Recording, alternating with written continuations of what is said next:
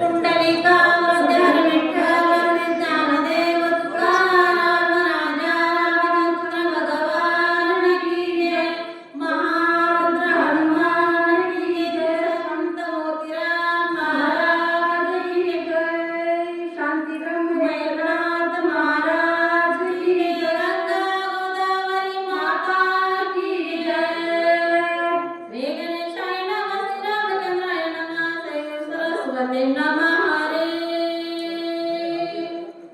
निद्रान लागे से जैसे कैलासे उठवसे तब देखिले काले मिसी मग चरणासी लागला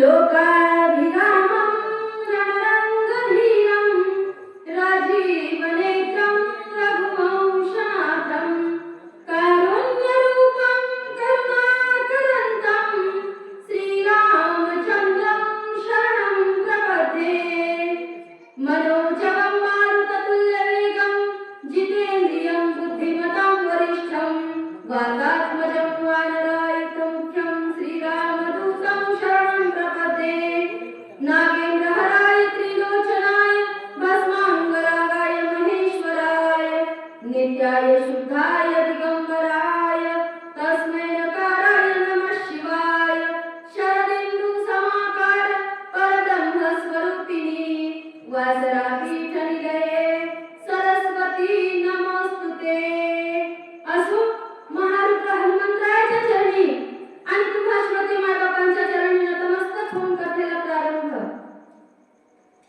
हनुमंतराय औषध आणण्यासाठी गेल्याच्या नंतर रावणाला पत्ता लागल्यानंतर रावणाला त्याचा आवाज झाला. ऋतुकार या रावणाच्या लंका नगरीमध्ये आला होता आणि रावणाला भीती वाटत होती. आता कोणत्याही हालतीमध्ये कोणत्याही क्षणामध्ये तू जाऊ शकतो, औषधी आणू शकतो. शत्रूला त्याच्यावर विश्वास झाला होता. मित्रावर विश्वास असणं हे साहजिक आहे, परंतु शत्रूवर विश्वास होणं म्हणजे ही गोष्ट विशेष आहे. आपल्या राजावर जसा शाहिस्ते खानाचा विश्वास झाला होता, कारण त्याची भाची त्यावेळेस हरवली होती ज्यावेळेस शाहिस्ते खानावर शिवाजी महाराजांनी हल्ला केला होता. आणि त्यावेळेस त्याची बहीण सांगत होती, भाई साहब हमारी बच्ची गुम हो गई है, मिल नहीं कहीं शिवाजी ने तो नहीं ले ली, वो तो नहीं उठा ले गया. त्यावेळेस शाहिस्ते खानाने मोठं चांगलं उत्तर दिलं. माझा बायका ए अरे चुप बैठ काय म्हणत होता? ए अरे तू पागल हो गई है क्या? अरे चुप बैठ, शिवाजी ऐसा काम कभी नहीं करेगा.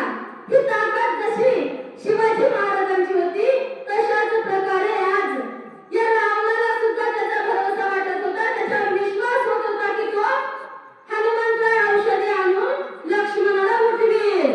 चारी मुखे करतिया दाडा विकट विक्रा गणगणित नेत्र गोळा जैसे इंग कदिराचे.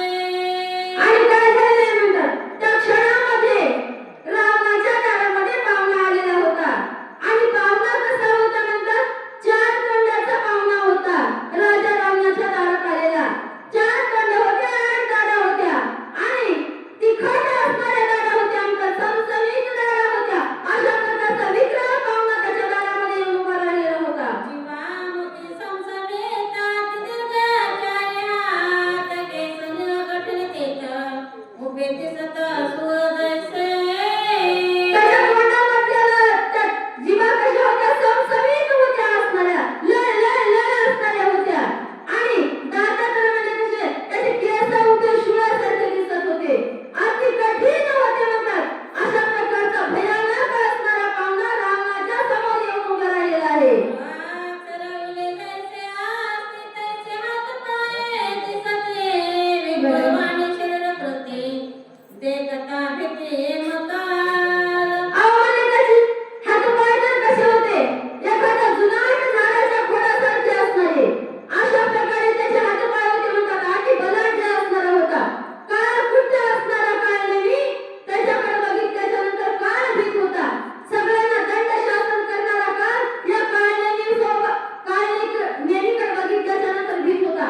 म्हणून त्याचं नाव काळावर विजय प्राप्त करणारा काळनेमी म्हणतात.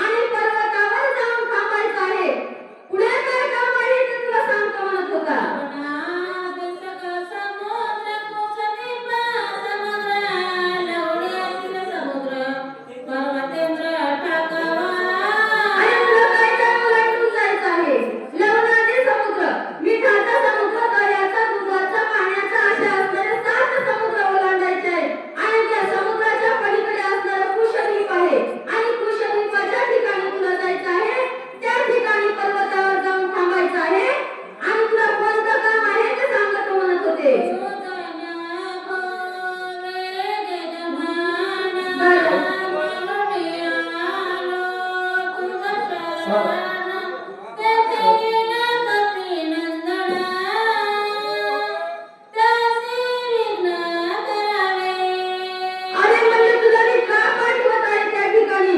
कारण तुझं नभो वेगळे गमन आहे म्हणजे मारुती रायाचं मन वेगळे होतं. त्याच्यापेक्षा असणारा चंचल आहेस आणि त्याच्यापेक्षा असणारा लवकर जाणार आहेस, म्हणून तुला तुझी मी प्रार्थना करत आहे. ती कामगिरी तुझ्यावर सोपवत आहे म्हणजे कारण तू हे काम करू शकतोस आणि त्या ठिकाणी जाऊन तिथे मारुती तुझ्या अगोदर जायला निघालेला आहे. तू त्याच्या अगोदर जायचं आणि त्याला त्या ठिकाणी त्याची करमणूक म्हणून काहीतरी करायचं, त्याला त्याच ठिकाणी गमवून घ्यायचं. असं काम तुझ्याकडे मी सोपवत आहे. रावण काल नेहमीला बोलत होता.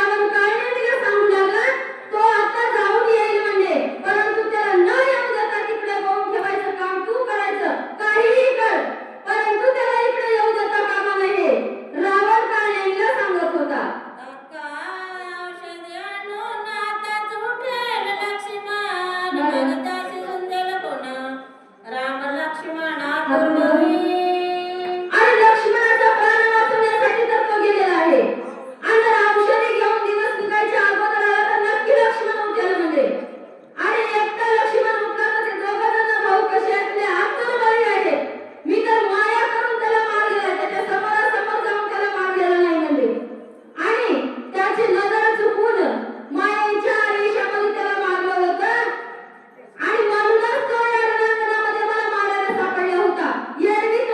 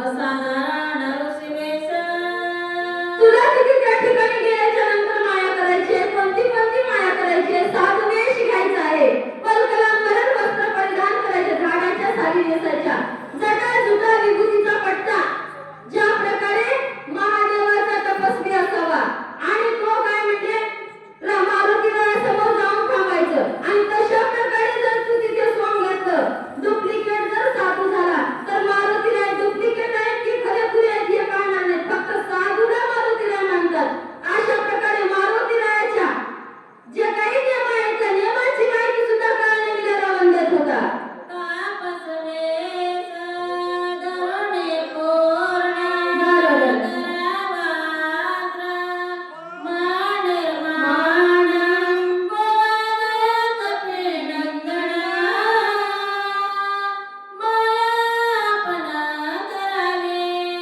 तापसवेश धारण करायचा, तपस्व्याचा वेश आणि आश्रम निर्माण करायचा. कशा प्रकारे? या आश्रमासारखा निर्माण करायचा. अशा प्रकारचा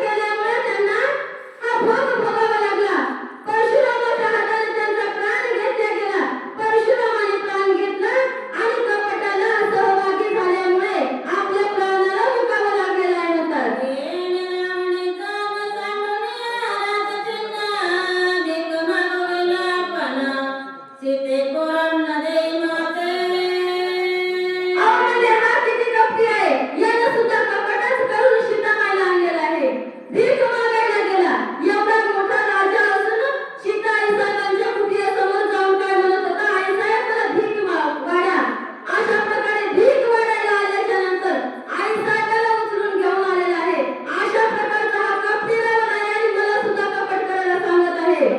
काल नेहमी मनामध्ये विचार करत होता.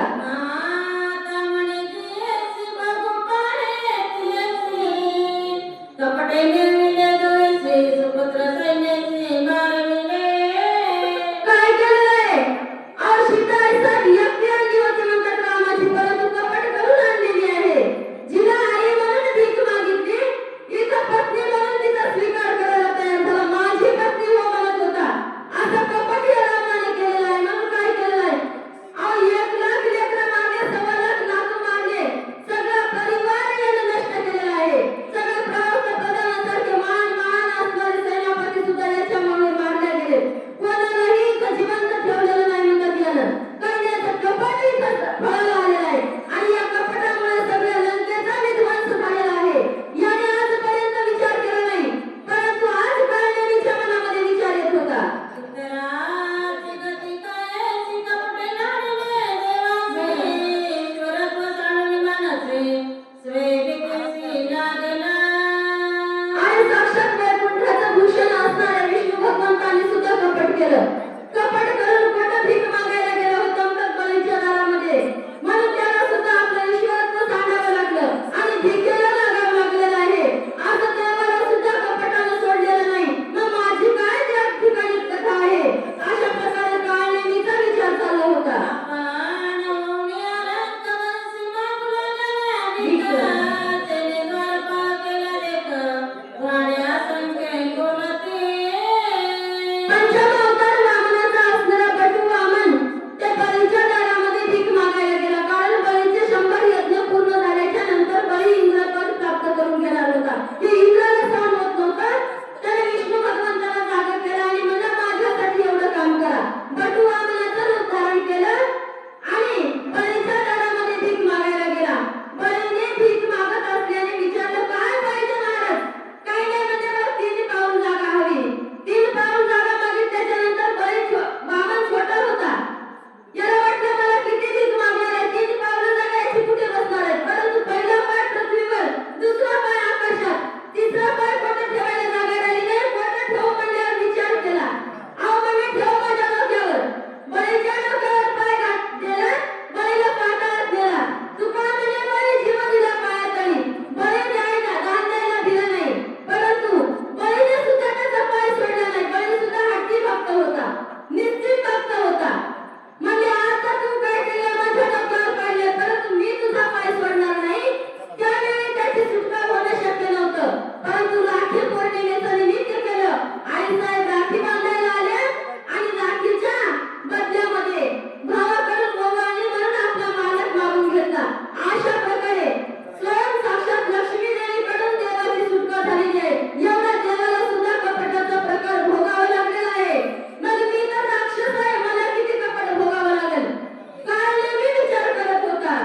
या लागे कपटाचे वार्ता घालीन वेगा सर्वता. कपट करिता कपिनाथा स्वेघाता से करावे श्रीरामचे राम गे. काळनेमी मनामध्ये विचार करत होता. आता जर आपण याच्यासोबत कपट केलं तर आपला स्वतःचा घात करून घेऊ. आपला स्वतःचा घात होईल हे निश्चित आहे. आपण प्राणाला मुकले जाऊ, कारण आपण कोणासोबत कपट करत आहोत? राम भक्तासोबत कपट आहोत. काळनेमीच्या मनामध्ये विचार येत होता, परंतु काळनेमी भीत नव्हता. आता काळनेमी रावणाला काय उत्तर देऊ लागले? रामाचे निज भक्त त्याचे कोणी कपट करे. तेथे स्वयंची मान पावत नरक भोगिता निवास. अहो, जे काय श्रीरामाचे भक्त आहेत, जे